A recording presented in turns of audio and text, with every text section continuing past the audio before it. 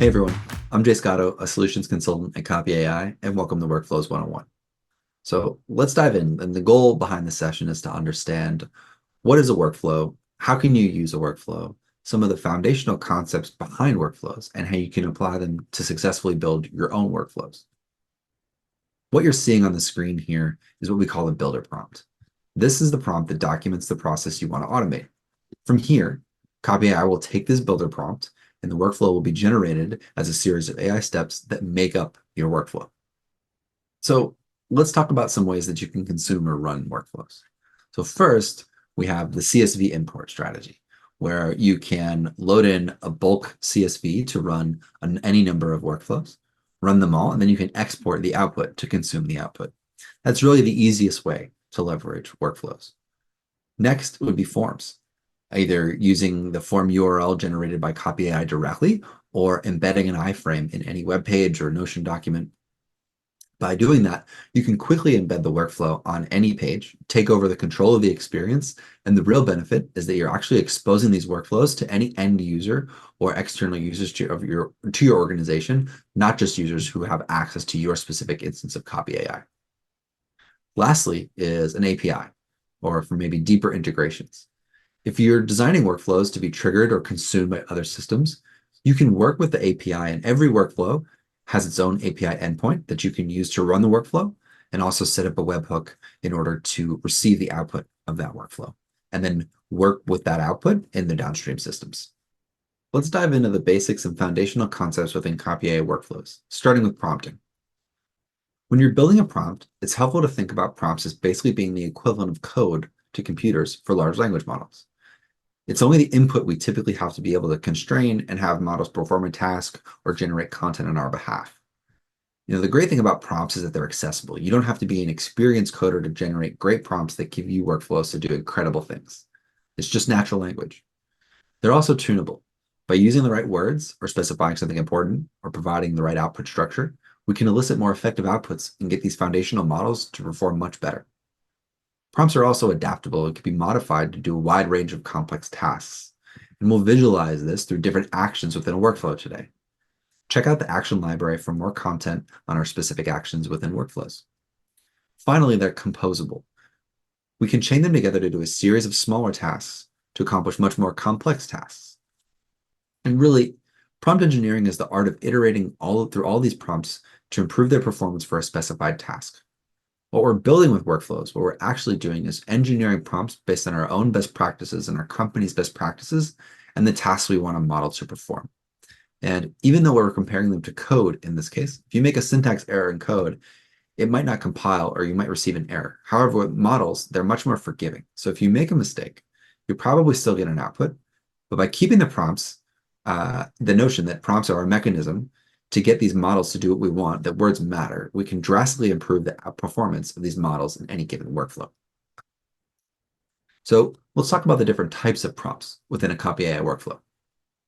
So for instance, in chat, you interface with a large language model to accomplish a specified task. So this is basically real-time chatting with a large language model where the input directly drives the output, getting an answer to a question or outputting a specific task you've asked for. Whereas in workflows, there's two types of prompts. You have the builder prompt, which is what you provide the workflow builder engine to create a workflow, essentially defining the process you want to automate. The purpose of that prompt is to generate a workflow that encapsulates the process in a series of steps. Next, you have the step detail prompts. So within each workflow action, or each step in the workflow, you have step detail prompts, and step prompts really define that specific aspect of your process or that specific action. The nice part about the builder prompt is based on the definition of your process, the workflow builder actually generates step detail prompts for you as a sort of starting point. Of course, you can always customize these further or edit these to get the output that you really want. Let's dive deeper into some key concepts to understanding LLMs within workflows. First, many of the models we're working with within workflows are completion models. So their role in its simplest form is to complete the sentence or predict the next most likely word over and over again. That's what makes them so powerful, but it also opens them up to things like hallucinations, which is when they may provide inaccurate output based on the input. Large language models are trained by looking at a massive amount of data, which is what makes them so much better at completing a pattern or a sentence, but this also means that their fitness to complete the pattern is much better than their fitness to be 100% accurate. If we ask a model to answer a question, it's going to try and answer the question. If you ask it to use citations, it'll provide citations, even if those citations are made up. Try to think about this from a pattern perspective. How we combat hallucination is with a technique we call grounding. What we're doing when grounding is empowering models to be rational, if you will, or giving them the data they need to answer a question or complete the pattern accurately. Think about it like a test. You'll do a lot better on the test if you study the notes. Models are also better at performing a single task rather than multiple tasks at once. We can also have more control over how well the model performs in solving that task. We call this task focus. A good way to keep this in mind when building a workflow is to think through how you make every prompt or task you're asking a model to perform to be as specific as possible, and err on the side of having more tasks as opposed to having less tasks. This leads us to a technique we call prompt chaining. By taking a task like summarize this blog post, and then based on what you've learned, come up with a target audience for the post. Here, there are several actions associated with what we've asked it to do, but we'll chain several prompts together to accomplish the task. On to some examples. Which prompt is most likely to result in a better output? So first, we have draft a LinkedIn post about how generative AI is enabling a new era for marketers versus blog post with a link to the blog post. Read over the blog post and extract any details that would be relevant to sharing how generative AI enables marketers to be more productive. Using what you learned, draft a LinkedIn post about how generative AI is enabling a new era for marketers. So first, the first post example here relies on a model to determine what's important. The second one uses two important concepts we just discussed.